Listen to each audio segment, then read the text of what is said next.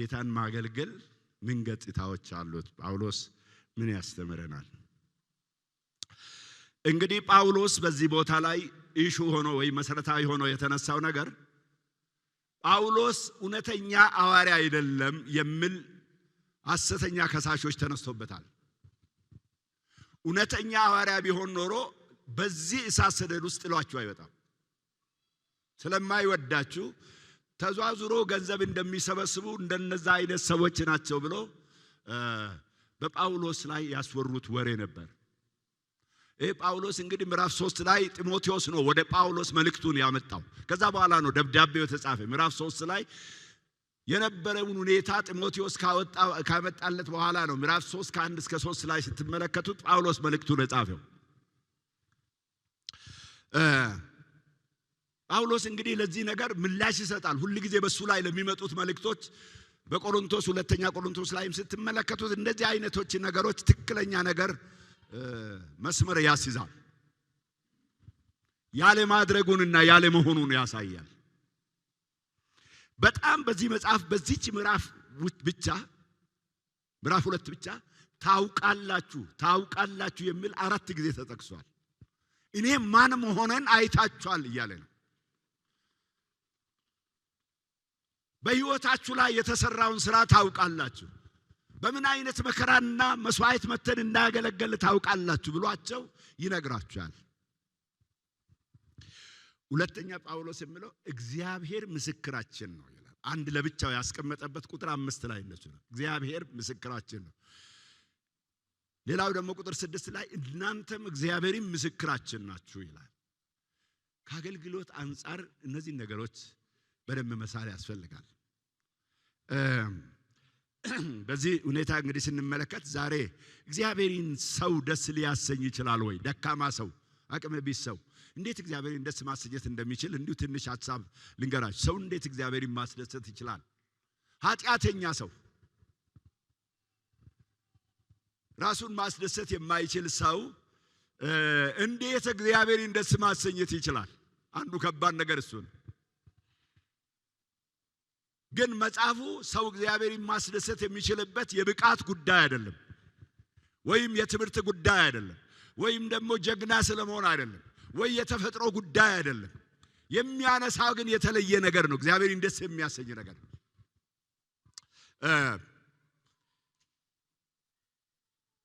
ጳውሎስ ምዕራፍ 4 ላይ ትኩረት እንዲሰጥ እንግዲህ እግዚአብሔርን ደስ የሚያሰኝ አገልግሎት አንዱ የልባችን ተነሳሽነት ነው። የማገልገል አነሳሽ ምክንያታችን ለማገልገል ውስጣችንን ግድ የሚል ነገር ነው። ወሳኙ ነገር ልብ ይባላል። እሱ አገልግሎት ከምናገለግለውና ከምንሰራው በላይ እግዚአብሔር የሚያየው ያገለገልንበት ሞቲቭ ነው።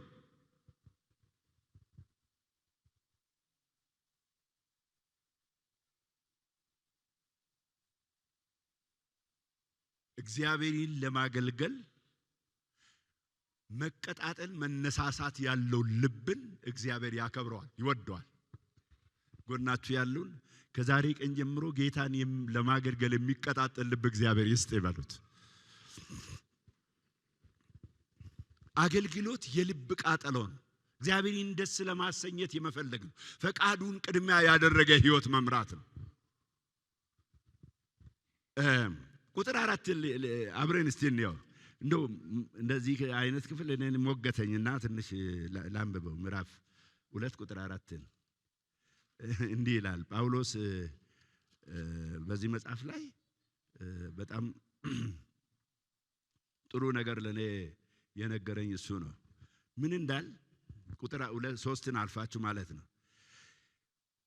ወንጌልን አደራ ይሰጠን ዘንድ ምን ባላደራዎች ሊያደርገን ወንጌልን አደራ ይሰጠን ዘንድ እና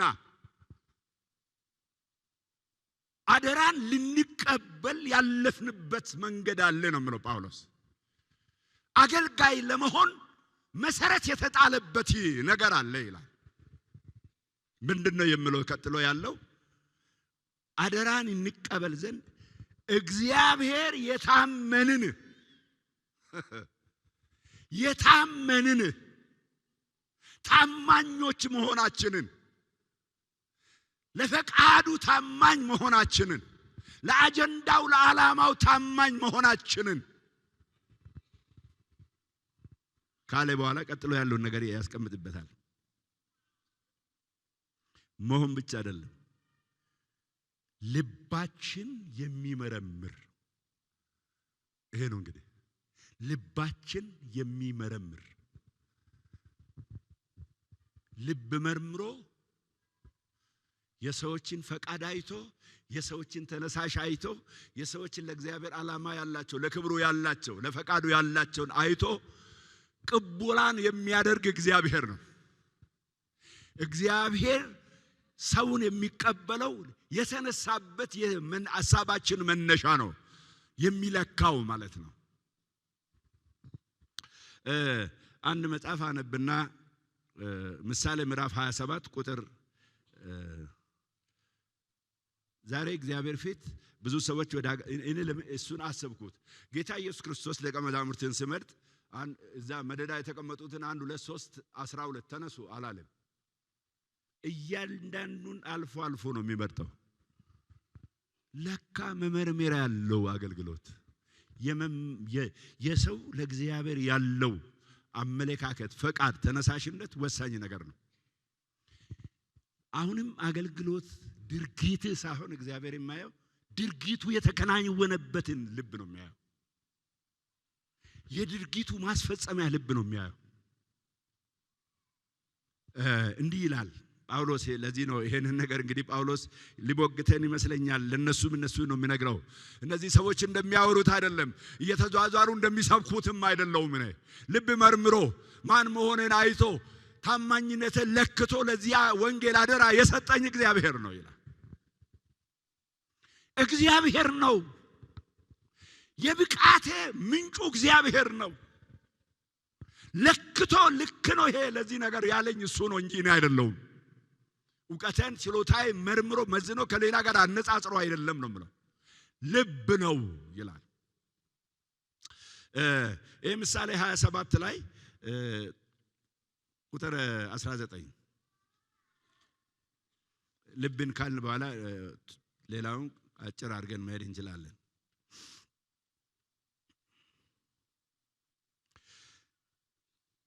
ያው የምሳሌ መጽሐፍ እንግዲህ የጥበብን የዕውቀትን መጽሐፍ ስለሆነ ለሕይወታችን በጣም ጥሩ ነገር ያሳያል። ምዕራፍ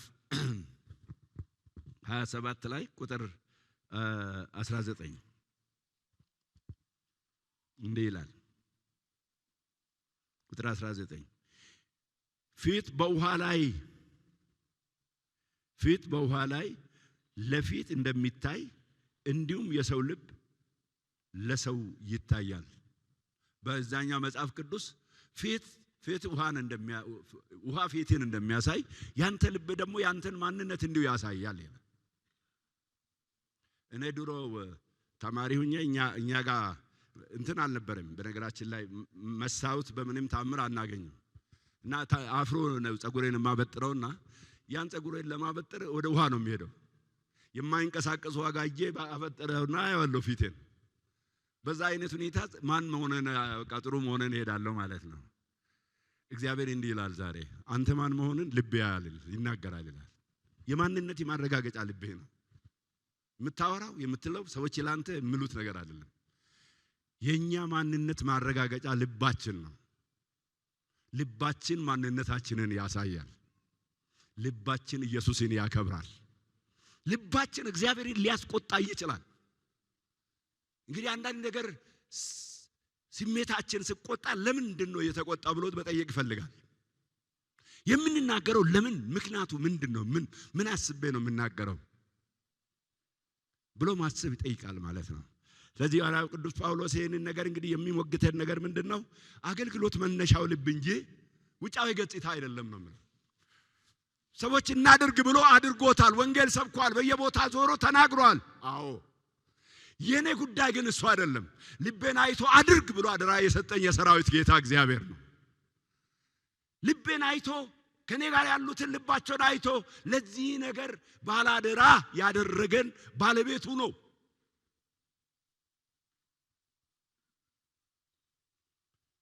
ዛሬም ልጆች ያደረገን ባለቤቱ እግዚአብሔር አምላክ ለዘላለም የተባረከ ይሁን። ባለንበት አገልጋዮች ሆነን እንድናገለግል ልባችንን አይቶ ጸጋን የሰጠን እሱ ለዘላለም የተባረከ ይሁን። ምን ነው አሜን አትሉን? አዎ ልብ ከባድ ናት። እግዚአብሔር ልባችንን ደግሞ ይፈውስልን።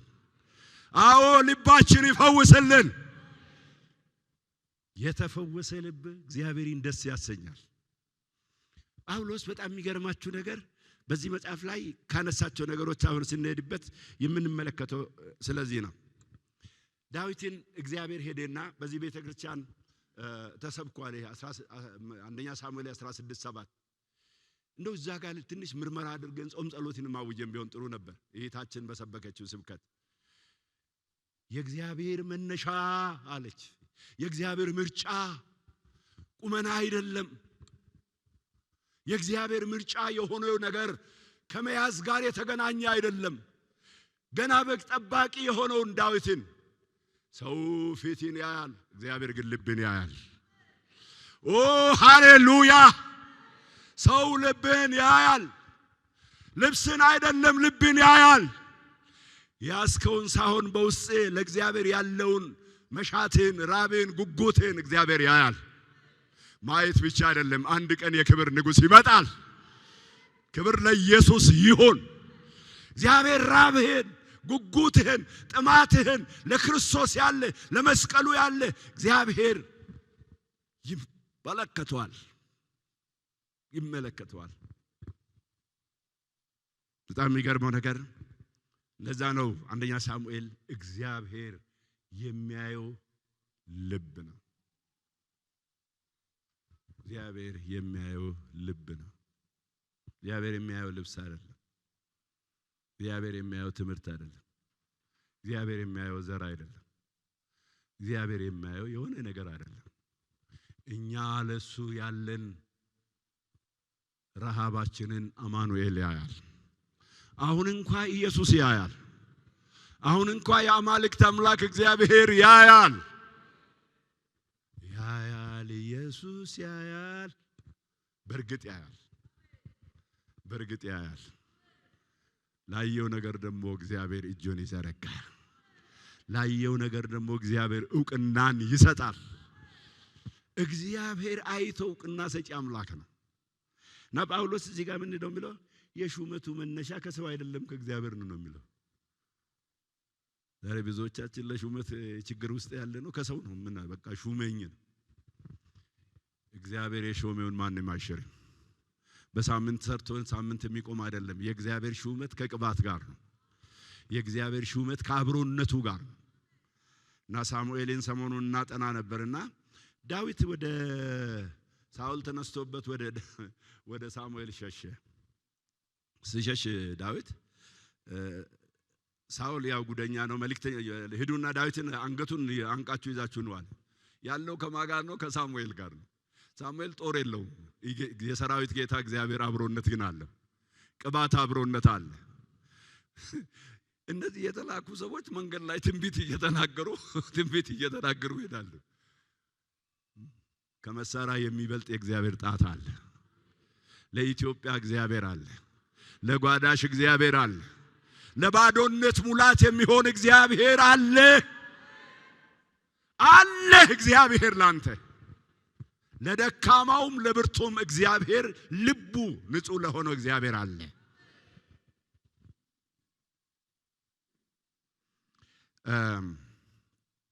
እንግዲህ የልቤን ተነሳሽነት መርምሮ ተቀበለኝ፣ ሾመኝ፣ አደራ ሰጠኝ እንጂ ላድርግ ብዬ አይደለም።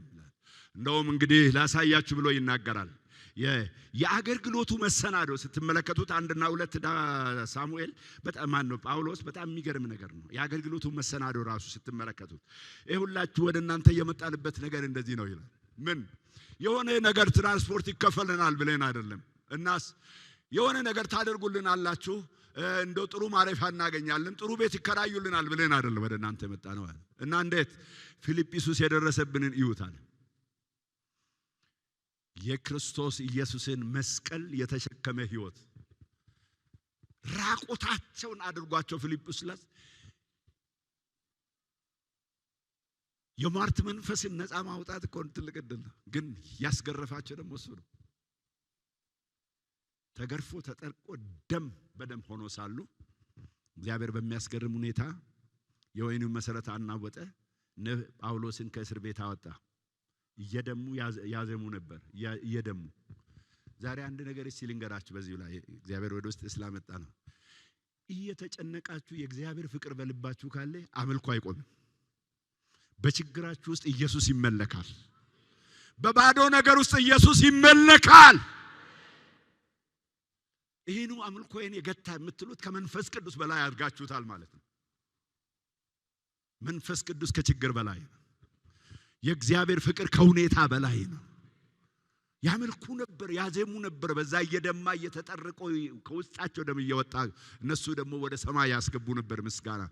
ዛሬ እግዚአብሔር አምላክ የሚመለክበት እኛ እኮ በጣም የሚገርም ነገር ድሮ የምታውቁት ሰዎች አላችሁ። ነገ ትሞታላችሁ ተብለን ዛሬ በዝማሬ ቅውጥ እናደርጋለን ቤተክርስቲያን ውስጥ። ነገ ወይኒ ነገ ግድያ አያስፈራንም፣ ወደ ኢየሱስ እንሄዳለን ብለን። ዛሬ ሁኔታ ግን ለምን ያዘን ነው? ዛሬ ህዝቤን ያዘ ልቀቅ። እግዚአብሔር የያዛችሁን ነገር ከላያችሁ ላይ ይምታ። እንዳታገለግሉ ያደረገ ነገር ይመታ። እንዳትሮጡ፣ እንዳትቆሙ፣ በድፍረት እንዳትናገሩ ያደረገ። ከዛ እንዲህ ይላል ጳውሎስ፣ ይሄንን አልፈን መከራ አልፈን መጣን፣ ከናንተም ደግሞ ይሄንን ነው ተቀበልነው። ገንዘብ ሳይሆን የሰጠን የተሰሎንቄ ከተማ መከራ ነው፣ ስደት ነው። በዚህ ውስጥ ግን ይሄንን ሁሉ ለማድረግ በአምላካችን በእግዚአብሔር ደፈርን ይላል። እምነታችን በእግዚአብሔር ላይ ነው። ሞገሳችን የሆነ ኃይላችን የሆነ እንድናለን አንድልን በሚል ሐሳብ ሰርተን ሳይሆን እግዚአብሔር እጅ ራሳችን ጥለን ነው የመጣ ነው ወደ እናንተ። በሞትና በሕይወት መካከል ነው ወደ እናንተ የገባ ነው ይላችኋል።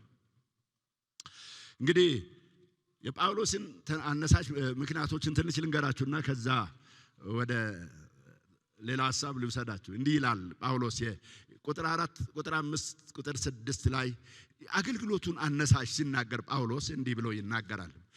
ዛሬ እስቲ ኳየር ውስጥ የምታገለግሉ ሽማግሌዎች፣ መጋቢያን፣ ወንጌላውያን፣ ዘማሪዎች፣ ዲያቆናት ምንድነው አነሳሽ ምክንያታችን?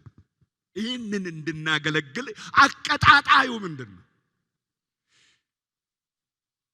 ያ ከሆነ የሆነ ሰው ጋር ተጣልታችሁ ልታቆሙት አትችሉማ። ጳውሎስ እየተገረፈ ነው ያለፈው፣ እየተጎዳ ነው። ነገሮችን ያሰናከለኝ ነው። ከመሰናክል የሚያልፍ የመስቀሉ ፍቅር አለ።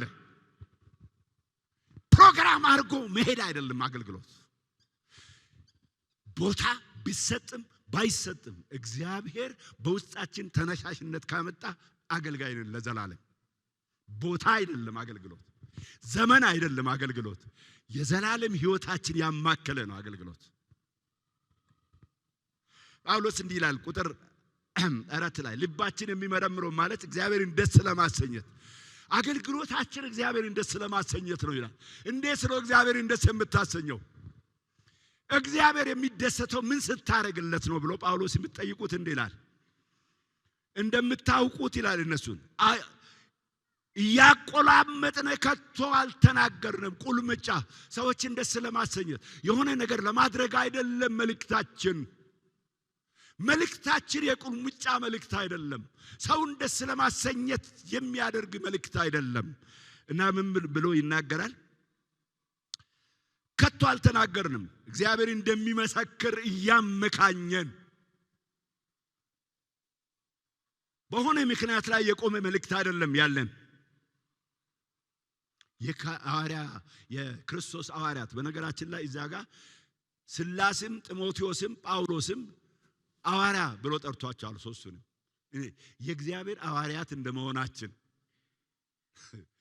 ሐዋርያት ብሎ ጠርቷቸዋል። እነዚህንም እንደመሆናችን አልከበንባችሁም፣ ከእጃችሁ እንጀራ አልፈለግንም፣ ከእጃችሁ ክብር አልፈለግንም ይላል። ከዛ ተነስቶ በጣም ብዙ ነገር ይናገራል። ልንከብድባችሁ ሲገባ አልከበንም። ክብርን ከናንተ አልፈለግንም፣ ገንዘብን ከናንተ አልፈለግንም፣ ጥቅምን ከናንተ አልፈለግንም። የአነሳሹ ምክንያት ከነዚህ ጋር አይደለም ይላል ጳውሎስ። ምስጋናችን ሰዎች አይደሉም። የእውነተኛ አገልጋይ ምስጋና ከእግዚአብሔር ዘንድ ነው። ምስጋና ከሰው ፈልገን ሳይሆን ከእግዚአብሔር ነው። ዛሬ በህይወታችን ውስጥ የጳውሎስ እንግዲህ ትልቁ ህይወት ይሄንን ያሳየናል።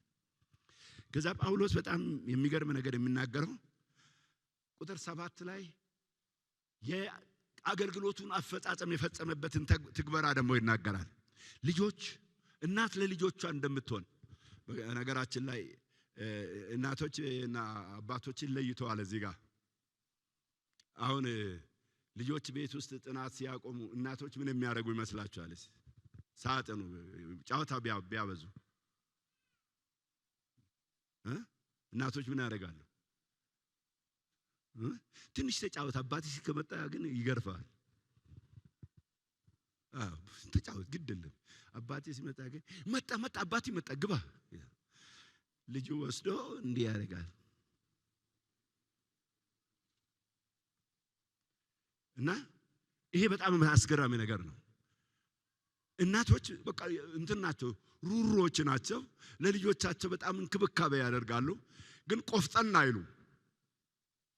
ጳውሎስ ግን እኔ እንደ ቆፍጣና ሰው ነኝ ነው የምለው። እዚህ ጋር እናት እንደ እናት ሁለቱንም ሆነን ነው ያገለገልናችሁ ይላል። እንደ እናትም ሆነንላችኋል፣ እንደ አባትም ቆፍጣና ሆነን አገልግለናችኋል ይላል። ምንድነው የምለው? እየመከርናችሁ ለወንጌል እንደሚገባ እንድትኖሩ ነው ይላል። በቃ ዋና ነገሩ የመኖር ጉዳይን ዋና ነገር አድርገን መክረናችኋል፣ አጽናንተናችኋል፣ አበረታተናችኋል። ስለዚህ ይሄ ለምንድነው ለድርድር የማይቀርብ የህይወት ጉዳይ ነው ይላል። አይነኬ ነው ይሄ ለወንጌል እንደሚገባ መኖራችሁ። ይህን በደንብ አድርገን እንደነገርናችሁ ለእናንተ የታወቀ ነው ብሎ ይናገራል።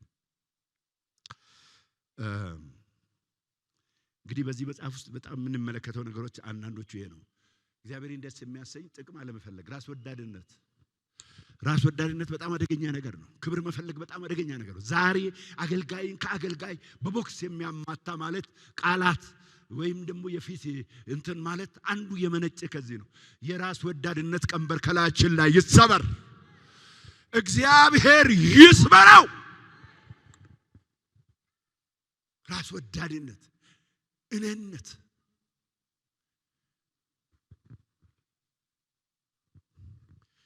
እግዚአብሔር እሱነቱ እንዲታይ እሱን የምንገልጥበት መንፈስ እግዚአብሔር ይስጠን። ራስን ገልጠን ከምንጠፋ እግዚአብሔርን ገልጠን ብንሸለም ይሻላል። አንድ ቀን ይሄ አገልግሎት ደሞዝ የሚከፈለው በሰማይ ነው። አገልግሎት ስም አይደለም። አገልግሎት አፈጻጸሙ ይለካል። ኢፊሺየንሲው ኢየሱስ ጋር አለ። ዛሬ በዚህ ውስጥ እንድናልፍ ጸጋ ይብዛልን። ጸጋ ይብዛልን። ከሰው ጎሽታን ከሰው ገንዘብን ፈልጎ መልእክት ሁሉ ማስተላለፍ አደገኛ ነገር ነው። አደገኛ ነገር ነው። በእግዚአብሔር ስም መዋሸት ነው። ስለዚህ በጣም ልንጠነቀቀው የሚገባ ነገር ነው። ተነሳሽነታችንን ትግበራችንን ደግሞ እንደ እናት እንደ አባት ሆኖ ጳውሎስ ያደረገበትን ነገር ስለነሱ የፈጸመውን ነገር ስንመለከት በጣም ብዙ ነገሮች ልታንሱ ትችላላችሁ። አንደኛ ምን ይላል? ምዕራፍ 2 ቁጥር 2 ላይ በሙሉ ልብ ደፈርን ማለት በሙሉ ልብ ነው ያገለገልነው ይላል። በሙሉ ልብ። ምዕራፍ 7 ደግሞ በየዋህነት በትህትና ይላል።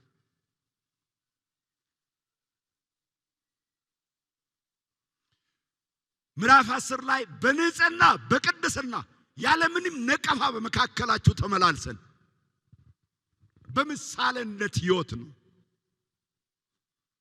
ቁጥር 11 ላይ ደግሞ በፍቅር ይላል። ፍቅር እየወደድናችሁ ነው ያገለገልናችሁ። ይኸው ታውቁናላችሁ። እኛ ምን ወዳችሁ አንወዳችሁ ያው መስክሩና ጻፉት። እኔ እርግጠኛ ሆኜ ነው የምነግራችሁ። በእውነት እግዚአብሔርን ሕዝቡን የሚወድና የማይወድ መንጋው ያውቃል፣ እግዚአብሔርም ያውቃል። አገልጋይ እግዚአብሔርን ሕዝብ መውደድ አለበት። እንደ አባት እንደ እናት ሲጠፉ ሲከሱ በሆነ ነገር ውስጥ ሲገቡ እመምተኛ መሆን አለበት። የሚሰማው ሰው መሆን አለበት። ጫማ ውስጥ ገብቶ ስለሱ የሚያስብ መሆን አለበት።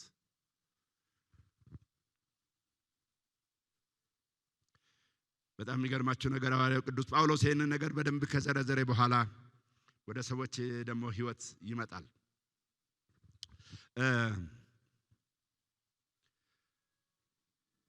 ሁለተኛው ሐሳብ ላይ ከቁጥር 13 እስከ 16 ስትመለከቱት ነቀፋና ምስጋናን ነው የሚያሳየው። ምዕራፍ 13 ምዕራፍ 2 ቁጥር 13 እና 16 13 እና 14 ምስጋና ላይ ፎከስ ሲያደርግ 15 እና 16 ደግሞ አሳዳጆች ያደረጉት ነገር ላይ ጳውሎስ አመጻቸው በእነሱ ላይ እግዚአብሔር ፍርድ አምጥቷል ብሎ ይናገራል። የተሰሎንቄ አማኞችን አንድ ጊዜ አስቡት። የእግዚአብሔርን ቃል እንደ እግዚአብሔር ቃል እስቲ አሁን አንዱን ሰው ጋር ጌታ ተናገረኝና እናገራለሁ። አሁን እንዲሁ ትንሽ አንዳንዶቻችሁ አይን እየጠበበ ነው። እንደዛ የምትሆኑ ይመስላችኋል? ትንቢት የሚናገር ሰው ሲነሳ ለምንድን ነው የሆነው? የእግዚአብሔርን ቃል ስለጣልክ ነው። የእግዚአብሔርን ቃል ይሄ እግዚአብሔር ቃል ሁሉን ይመረምራል፣ በማንም አይመረመርም። ሲሰሙት በአድናቆት ነው የሰሙት። ውይ እያሉ እግዚአብሔር እኮ ተናገረን አሉ። የእግዚአብሔር ቃል በአድናቆት መስማት። ዛሬ አንዳንዶቻችን ቤታችን ቃሉን አናጠናም፣ በግል አናጠናም፣ ግን በሆነ ቦታ ደግሞ ሰባኪም ነን። ከባለቤቱ ጋር የተጣላ የባለቤቱ መልእክተኛ ማለት ነው። ዛሬ በህይወታችን ውስጥ እናስበው። እኔ እውነቴን ነው። እዚህ ከናንተ የትም ጉባኤ የትም ቦታ የእግዚአብሔር ቃል 2 ሰዓት 3 ሰዓት ሲሰበክ እንቅልፍ ይዞኛ አያውቅም። ደግሞ ሊሆንም አይገባም። ምክንያቱም አምላክ እያወራኝ ነው። ስሙ ለዘላለም የተባረከ ይሁን። አምላክ እያወራህ ነው። አምላክ ስማ እያለ ነው። በጣም የሚገርም ሁኔታ የእነዚህ ሰዎች በጉጉት የእግዚአብሔርን ቃል ሰሙ። አንደኛ፣ ሁለተኛ ከራሳቸው ጋር አዛመዱት። የተሰሎንቄ ሰዎች ቃሉን አዋሄዱ። ከራሳቸው ወስደው ምን ማድረግ አለብኝ፣ እንዴት መሆን አለብኝ ብሎ ቃሉን ከህይወታቸው ጋር አዋሄዱት። ሶስተኛ ቃሉን ታዘዙ። በቃ እነዚህ ነገር ካልተሟላ እግዚአብሔር ቃል ላንተ አይሰራም። በአድናቆት ካልሰማ፣ ከራሲ ጋር ካላዛመርከው፣ ካልታዘዝከው መድኃኒት አይሆንም። ያለፈን እግዚአብሔር በዚህ ነው እኛና እናንተን ያህላል። የሶስት ሰንበት ተማሪዎች ነው ታምር የሰሩ። የሶስት ሰንበት ተማሪ ሕፃን ወደ ወጣትነት ተቀየረ ማለት ነው። በአንድ 3 ሳምንት እግዚአብሔር ገባና ነገሩን ለዋወጠው። ዛሬ ገብቶ እግዚአብሔር ይቀያይረን። ዛሬ እግዚአብሔር ውስጣችንን በኢየሱስ ስም ይቀያይርልን። ቃሉን የሚወድ መንፈስ እግዚአብሔር ይልቀቀልን። ቃሉን የሚያምን ልቦና እግዚአብሔር ይልቀቀልን። ቃሉን የሚያምን ይሄ ለጳውሎስ ነው ጻፈ፣ ለተሰሎንቄ አይደለም፣ ለኔ ነው ይሄ ቃል። የኔን ሕይወት ይቆርጣል። እንደው በጣም የሚገርመው ቃሉን አስባችሁት ከሆነ ምን ይላል? በጣም የገረመኝ ነገር ጳውሎስ የተናገረ በእናንተ ዘንድ እንደሚሰራ ይላል። ለካ ቃሉ ሰራተኛ ነው። ሰራተኛ ቃል፣ ኃይል ያለው ቃል፣ የሚፈውስ ቃል። ለዚህ ለእግዚአብሔር ቃል የተከፈተ ልቦና እግዚአብሔር ይስጠን። እስቲ ለዚህ ቃል ክብር ስጡታ። እግዚአብሔር ሆይ ስለገለጥክልን ቃል ክብር ላንተ ይሁን። የሚፈርድባችሁም ይኸው ቃል ነው። ጌታ ሲመጣ ለጌታ ኢየሱስ እኔ አይደለሁም ቃሉ ራሱ። እግዚአብሔር ቃል ያለን ቦታ ስፍራ ዛሬ እንዴት ነው? በሕይወታችን ውስጥ መጠንቀቅና ማሰብ ገና የሚገባን ነገር ይሄ ነው። ይሄ ብቻ አይደለም ጳውሎስ የሚለው መስላችኋል አይሁድ ክርስቲያኖችን ይላል። ይሄ ማለት ከመከራ መምሰልና በሕይወት መምሰል እኛን መስላችኋል ይምላል እነሱን መስላችኋል ነው ከገዛ ወገኖቻችሁ መከራን ተቀብላችኋል እያለ ይነግራችኋል። ጥሩ ሕይወትም አላቸው ተሰሎንቄ ሰዎች በነገራችን ላይ። እነዚህ ግን ጌታን የገደሉ ነቢያትን ያሳደዱ ሐዋርያትን ያሳደዱ ጌታን ደስ አላሰኙ። አንደኛ እግዚአብሔርን ደስ አላሰኙ። ጌታን እኮ እያገለገልን እያሉ ነው ይሄን ሁሉ የሚያደርጉት። ለእግዚአብሔር እኮ ነው ብሎ ነው እነዚህን የሚያደርጉ አይሁዶች። ግን እግዚአብሔርን ደስ አላሰኙ። ግንም እግዚአብሔር ፍጻሜያቸው ቁጣ ወደ እነሱ መጥቷል ብሎ እንደሚናገር እንመለከታለን ማለት ነው።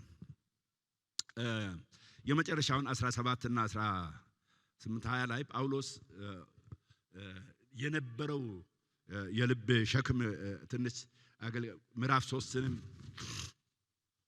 ምናልባት መጽሐፍ ቅዱስን በደንብ ቤታችሁ ሄዳችሁ ማንበብ ከፈለጋችሁ የጳውሎስ የዚህ የልብ ሸክም በምዕራፍ 3 ላይ ቁጥር 1 እስከ 5 ያለው ላይ ጳውሎስ ምን እንደሚመስል ያሳያል። ጳውሎስ እንዲህ ነው የምላቸው። እነሱ እንዳሉት ጳውሎስ አይወዳችሁም ጥሏችሁ ሄደ ነው የሚሉት። ጳውሎስ ግን መልእክቱን ሲጽፍ ይላል እኔ እኮ ፊት ለፊት እናንተን አላገኘውም እንጂ በልቤ እየተሸከምኳችሁ ነው። ዘውትር እንደሚጸልይላቸው፣ ዘውትር እንደሚያስባቸው፣ ዘውትር በሕይወታቸው ውስጥ እግዚአብሔር ለጳውሎስ እንደውም ጳውሎስ ለተሰሎንቄ አማኝ ብቻ አይደለም። ሁለተኛ ቆሮንቶስ 11:28 ላይ ለአብያተ ክርስቲያናት ነው ጳውሎስ ሸክም ያለው። ለአንድ ሰው ለሁለት ክርስቲያን አይደለም።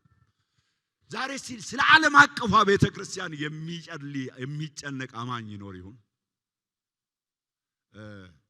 ይህን ነገር ሲጸልይ ባለፈ ጊዜ አንድ ነገር እግዚአብሔር ተናገረኝ። የአሜሪካ ፈላስፋ ሰምታችሁት ከሆነ አንድ ጊዜ ቻይና ገና በድህነት ምንም ነገር ደረጃ ላይ ያልደረሰችበት ጊዜ ነበር። ቁጥሯ ደግሞ በጣም እየበዛ ነው። ወደ ቻይና እጁን ዘርግቶ የአሜሪካ ፈላስፋ እንዲህ አለ፣ ይሄ ህዝብ አንድ ቀን የነቃ እንደሆን ማንም አይችለውም ማለት።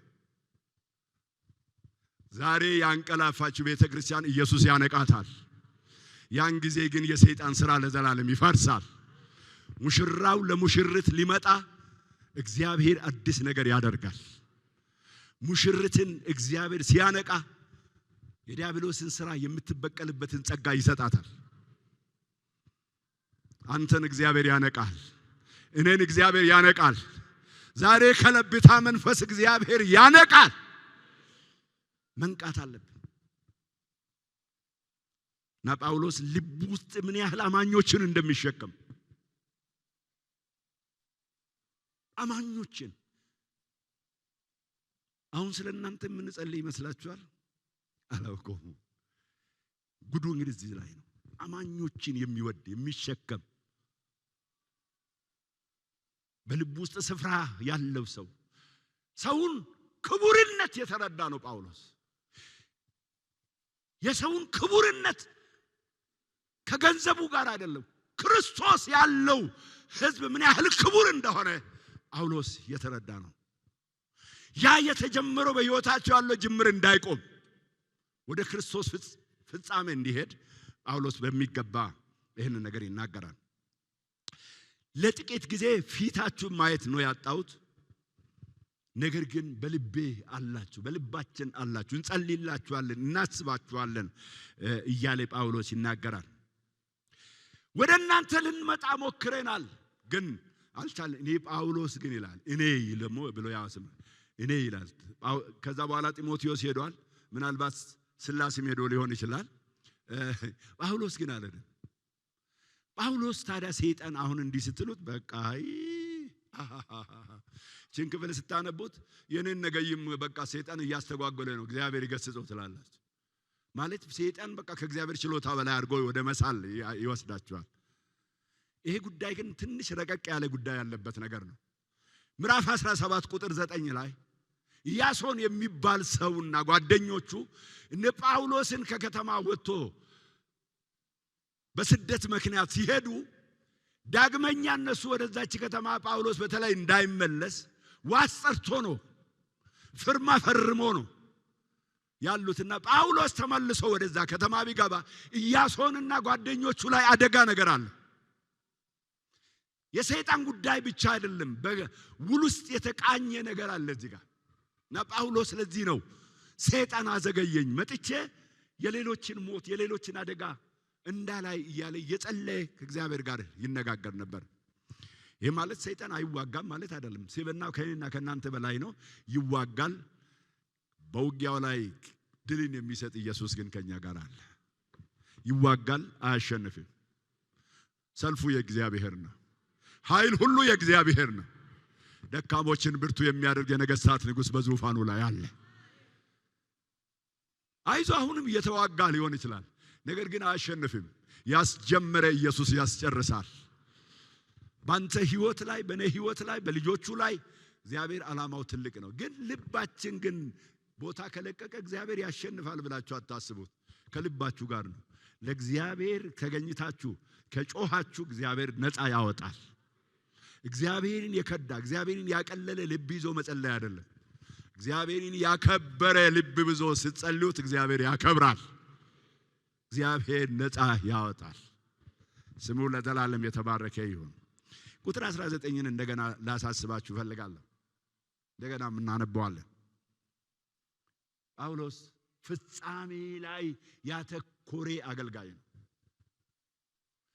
ዘመነ ፍጻሜን አይቶ የሚያገለግል ሰው፣ ዛሬ ላይ የቆመ ሰው አይደለም ጳውሎስ። አሁን የሚያገለግለውን ብቻ አይደለም፣ ዘመነ ፍጻሜን በደንብ ያየ ሰው ነው። እንዲህ ይላል፣ ተስፋችን ወይም ደስታችን ወይስ ትምክህታችን፣ በሌላ መጽሐፍ ክብራችን ይላል። አክሊል ማን ነው? ማን ነው የኛ አክሊል? አክሊላችን ማን ነው? ደስታችን ማን ነው? እናንተ በእግዚአብሔር ፊት ጌታ ሲመጣ ስትቀርቡ ከናንተ ጋር ቀርቤ በዛ ደስታ ውስጥ ከመገኘት የሚያልፍ ደስታ የለኝም ነው ጳውሎስ የሚለው። ወደ እግዚአብሔር ደስታ ግባ የሚባለው አዋጅ ውስጥ ሁላችንም ስንገኝ፣ አሜን። እግዚአብሔር አብረን እንድንገኝ ይርዳን። ከዚህ ጉባኤ ማንም ከዛች ደጅ አይጥፋ። ኢየሱስ ሲመጣ አብሮ መግባት ይሆነልን። ያ ደግሞ ጽናት ይፈልጋል።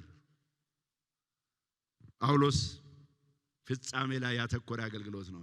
ይሄ ብቻ አይደለም። እውነት አንድ ነገር አብረን እንድናስበው ፈልጋለሁ።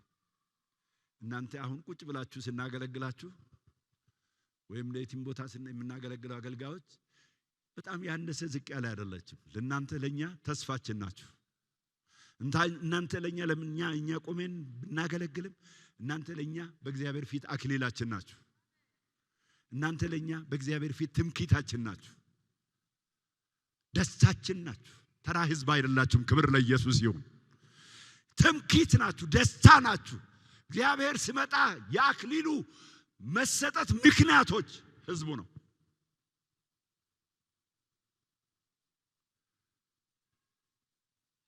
ይህንን ካልኩት አንዳንድ ጥያቄዎችን አብረን እንመለስ እስቲ። ጳውሎስ መሰናዶውን ተመልከቱት። ጳውሎስ ፊልጵስዩስ የደረሰበትን በዛ በደማ በቆሰለ ገና ባልተፈወሰ ነገር ውስጥ አልፎ ወደ ተሰሎንቄ 2 መንደሮችን አልፎ ሲመጣ አላረፈም። በቃ ምንድነው እንደዚህ የሚያንገበግብ ብትሉ የሰው መዳን ነው። አጀንዳዬ የሰው መዳን ነው። ሁለተኛስ የሰው ጸንቶ መግባት ነው። ሁለት ነገር ነው፣ መዳን፣ ጸንቶ መግባት። ጳውሎስ እንደዚህ መከራ እየከፈለ የእግዚአብሔር ቤተሰቦች እኛ ላለማገልገል የተቀመጥንበት መቀመጫችን ልክ ነው ወይ? የአገልግሎት ራብ ለምን የለንም? የአገልግሎት ጥማት ለምን የለንም? ጳውሎስ ውስጥ ያለው ዘርበኛ ውስጥ ገብቷል። ዛሬም የአገልግሎት ረሃብ እግዚአብሔር ይልቀቅልን። እግዚአብሔር ቤት ውስጥ ሁሉም ካህን ነው። ዳግም የተወለደ በሙሉ አገልጋይ ነው። ያለ አገልግሎት አገልጋይ መቀመጥ አይችልም። ህይወት ጉዳይ ነው ይሄ። አገልጋይ ያለ አገልግሎት፣ ህይወት ያለ ምግብ አይቀመጥም። አገልጋይ ያለ አገልግሎት አይቀመጥም። ኧረ አይሆንም። አደገኛ ነው። እኔ አልችለውም፣ ያመኛል።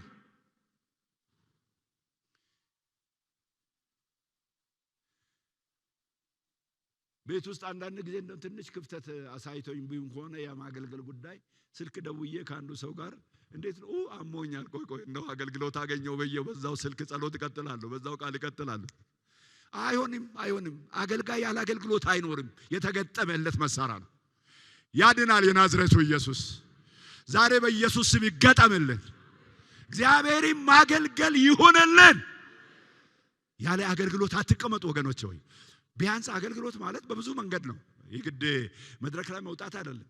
ግን እግዚአብሔር በውስጣችሁ ባስቀመጠ ነገር ለማገልገል ተነሱ። ጊዜን አታጥፉ። ነገ አታውቁትም፣ ኢየሱስ ይመጣል። ነገን አታውቁትም፣ ሞት አለ። ነገን አታውቁትም፣ አቅም ማጣት ይመጣል። ዛሬ እግዚአብሔርን የማገልገል ዘመን ይሁንልን። ዛሬ ለእግዚአብሔር ክብር የመሮጥ ዘመን ይሁንልን። በገንዘብ ማገልገል አለ፣ በእውቀት ማገልገል አለ፣ በጸጋ ማገልገል አለ፣ በጸሎት ማገልገል አለ፣ ብዙ ነገር አለ። እሱ ብቻ እግዚአብሔርን ደስ የሚያሰኝ አገልግሎት ይሁን። ብቻ ታይቶ ከመሰወር እግዚአብሔር ያድነን። አንድ ወቅት ላይ ሰዎች ሲያገለግሉ ይታያል። እንግዲህ የሆነ ጊዜ ነው። ከዛ ደግሞ ድብቅ። ይሄ ማለት አደገኛ ነው። ከሰጪው የመጣ ሳይሆን ከራሳችን የመነጨ ሊሆን ይችላል።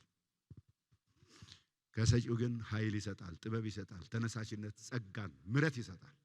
ስንወድቅ ስንነሳ እኔ በጣም የገረመኝ ነገር አንድም ቦታ ሳነብ መላእክቶች ይሸለማሉ የሚል መጽሐፍ አላነበብኩም። መላእክት እኔ ወድቆ የሚነሳውን ሰውዬ ሊሸልም እግዚአብሔር ይዘጋጃል። ክብር ለሱ ከዘላለም እስከ ዘላለም ይሁን። ደካማውን ሰው ሊሸልም ይጓጓል እግዚአብሔር። መልአኩን ያልሸለመ እግዚአብሔር እኔን ደካማውን ሊሸልም ይጓጓል። ወጣቶች ጊዜው የእናንተ ነው። አትተኙት። የወንጌል ምስክርነት ጊዜ ነው። የጸሎት ጊዜ ነው። ቃሉን የምትበሉበት ጊዜ ነው። ከቲክቶክ ላይ ወደ ወንጌሉ እሳት እግዚአብሔር ያዛውራችሁ። ዛሬ በኢየሱስ ስም ጸልያለሁ። አይምሯችሁ ወደ ቃሉ ይመለስ። በቲክቶክ ውስጥ የሚመግብ የዘንዶ መንፈስ ይወጋ። ያታለለ የሸነገለ የዘንዶ መንፈስ ይመታ። እሱን አንብበ እንዲያረግ ብለ ከምትስቀው ጌታ እኮ እንዳለ ብለ ልብም ስትከፍቶ ያሰላሰርክ እሳት ይገባል። የእግዚአብሔር ክብር በሕይወት ይሰራል። ክፉ ባልንጀራን እምቢ በሉት። ክፉ ባልንጀራ ይገላል። ክፉ የሆነ ጓደኛ ይገላል። የናዝሬቱ ኢየሱስ ግን ነፃ ያወጣል። አባታችሁን እናታችሁን የማታከብሩት ከዚህ የተነሳ ነው። ኢየሱስ የጌቶች ጌታ ማርያምን አክብሮ ዮሴፍን አክብሮ ነው የኖረው። ዛሬ የአክብሮት መንፈስ እግዚአብሔር ይልቀቅላችሁ። ይሄን በደንብ በሕይወታችን ማሰብ ይጠበቅብናል። ሌላው እያገለገልን ያለነው ወጣ ገባ የሚል አገልግሎት ለምንድን ነው የምንሰጠው? ቁርጠኝነት ያለው ዋጋ የሚከፍል ሕይወት ለምን አናገለግልም? አንዳንዶቹ እንደው ይቺ ዘመን ትለፈን የምንም ሰዎች አለ። ያን ዘመን ማን ይቆምለት? በፈረሰ በኩል የሚቆም ሰው ይፈልጋል እግዚአብሔር። የምቹ ቀን ሳይሆን የመከራ ቀን ለእግዚአብሔር የሚወራረድ ሰው አድርጎ እግዚአብሔር ያስነሳል። ይሄንን ነገር ይፈልጋል እግዚአብሔር። ዋጋ የሚከፍል በፈረሰ በኩል የሚቆም አገልጋይ እግዚአብሔር አሁን ሰው አጥቷል። እግዚአብሔር ሰው ይፈልጋል እግዚአብሔር። እኔ ሁሉ ጊዜ ሲሄድ ቤቴ ያው 6ኛ ፎቅ ላይ ነውና እያወራው ሄዳለሁ። ከራሴ ጋርም ሲወጣም እያወራው ሄዳለሁ። እንደዚህ ወደ ታች ሲወርድ ምንም ቀላል ነው። በቃ እንጨትም መያዝ ምናምን አያስፈልግም። ቀላል ነው። በስማም ወደ ላይ ሲወጣ 3 ጊዜ ቆሜ ነው። 3 ላይ ሲደርስ ቆማለሁ። እንደዚህ ያለው ይከብዳል። ዛሬ መውረድ የቀለለበት የህይወት ደረጃ ላይ ነው ያለነው። ቀላል አወራረድ ላይ ነው ያለነው። ወይ ወደ ታች እየወረድን ነው ያለነው። በናዝሬቱ በኢየሱስ መውጣት ይሆንልን። መውጣት ይሆንልን። እየቀዘቀዘ ነው። ይሄው ሰላም፣ የድሮ እርካታ፣ የድሮ የመስቀሉ ፍቅር ለብ ብሏል። ዛሬ በኢየሱስ ስም መቀጣጠልን እግዚአብሔር ይመልስልን፣ ታድሶን ያድርግልን እግዚአብሔር። ለምን እያገለገልን ያለን ሰዎች ቆም ብለን ራሳችንን እናስብ። በቁርጠኝነት ዋጋ እየከፈልን እያገለገልን ነው። ሰው አየን አላየን። አንድ ጊዜ ትዝ ይለኛል፣ ያው አሁን ስማቸውን ብጠራ ያው ሰዎችም ስላሉ ጌጃ እየጸለይን እያለን አገልጋዮች እሳቸውን አይቶ ነው አባባ ካለ አገልጋይ ውራ አይልም፣ ተንበርክኮ ነው የሚጸልዩት። አባባ ግን ትንሽ ወጥ የሉም ከሆነ አገልጋይ አንዱ ብድግ ብሎ አለ ገሌ ጓደኛውን ጎን ያለን ወንጌላዊ ከዲሽ እኮ የለችም። እሳቸው ደግሞ ሶስተኛ ረድፍ ላይ ተንበርክከዋል፣ ይሰማሉ። ኬዳሞን ነው የምታመልከው፣ እግዚአብሔር ይገስጽ፣ ተንበርክከና ጸልይ ያሉት። አሁን እንዲህ አይነት ይነብላችሁ ማጸልዩ ይመስለኛል። እኔ አኩርፋችሁ በቃ እዛው ጌታ ወይ ምናምን። ያኔ ግን እንደሱ አይባልም። ጆሮአችን እንዲህ ሲያደርጉን ሃሌሉያ እንል ነበር። ለጌታ ብሎ ነው የሚጎትቱን። ዛሬ ለጌታ ብሎ የሚጎትት አገልጋይ እግዚአብሔር ያስነሳል። ለጌታ ብሎ የሚቆነጥጥ እግዚአብሔር ያስነሳል። ከምትጠፋ መዳን አለብህ። ቆፍጣና አባት ያስፈልጋል።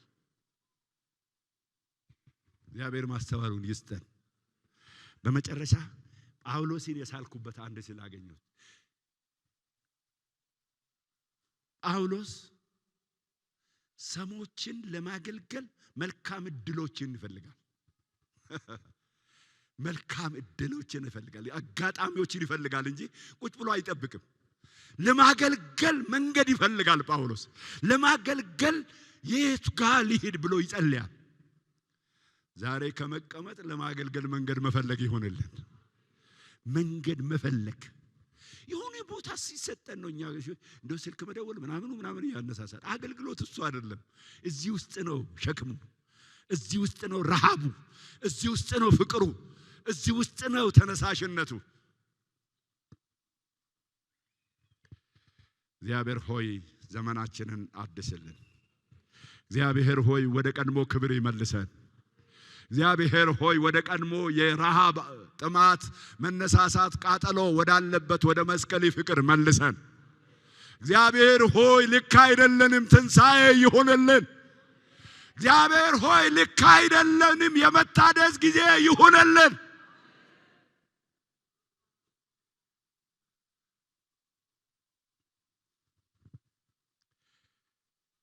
ሰሞኑን አንድ መዝሙር ይዘምር ነበር። አሁንም ያው መዘመር ስለማልችል እንጂ ዘምርላችሁ ነው። ስንጠፋ አይገድምኔ ደቀ መዛሙርት ጌታ ተኝቶ አንኳኩና ስንጠፋ አይገድምኔ ያሉት። ዛሬ ጌታን እንደዚህ እያልኩ ነው። እግዚአብሔር ልባችንን ወደ ቅናቱ ይመልስልን። የእግዚአብሔር ቅናታችን ይሁን። እግዚአብሔርን ደስ የሚያሰኝ አገልግሎት ከራስ በመውጣት ነው። ከራስ በመውጣት ነው። እግዚአብሔርን ደስ ማሰኘት ሌሎችን ማገልገል ነው። በቃ አለቀ እዚህ ጋር። እግዚአብሔርን ደስ ማሰኘት ሌሎችን ማገልገል ነው። በመልካም ሁኔታ ትዳራችሁን አገልግሉ፣ ልጆቻችሁን አገልግሉ፣ በመስሪያ ቤት ሰዎችን አገልግሉ፣ ኢየሱስን አይታችሁ አገልግሉ።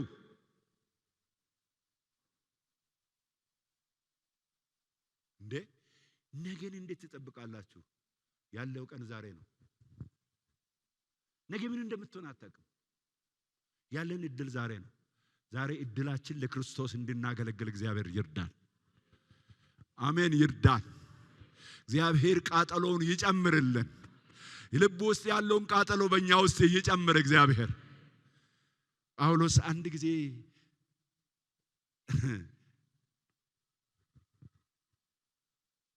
የተናገረው ስለ ዳዊት ይገርመኛል። አገኘው አለ እግዚአብሔር። ማንን አገኘ? ዳዊትን ነዋ። አገኘሁት እኮ እኔ እንደው ምን አለ ጌታው ብዬ ጸልያለሁ። ነው አገኘው ብትለኝ፣ አይ ነገሩ እኮ አገኘው ብለህ ብትፈልገኝ የሚል አይደለም አለኝ። አገኙ። ምን? በልቤ ውስጥ ያለውን የሚጠማ ሰው አገኙ። በቃ አገልግሎት እሱ ነው። አያስቀምጥም። አገልግሎት የጥሪ ጉዳይ ነው። የጸጋ ጉዳይ ነው። የራእይ ጉዳይ ነው። ነገን አስቦ መኖር ነው። ዛሬ እግዚአብሔር አምላክ በዚህ አገልግሎት እንዲያቀጣጥለን አንድ ቃል አነብና አንዲት ደቂቃ ነው ይሁን ሁለት አላቅም እንጸልያለን። ሮሜ ምዕራፍ 12 ቁጥር 11 ይሄን የተጻፈ ለኛ ይሰበካል ብዙ ጊዜ ግን አይደለም። ለአማኞች ነው የተጻፈ መጽሐፉ። ለአማኝ በሙሉ ነው የተጻፈ። ይሄንን ቦታ እየቀያየር መርጠን ለገሌ ታድበለው። ለአማኝ ነው የተጻፈ ክፍሉ። ለሁሉ አማኝ ለሮሜ ሰዎች ነው የተጻፈው። ሮሜ ምዕራፍ 12 ላይ ቁጥር 11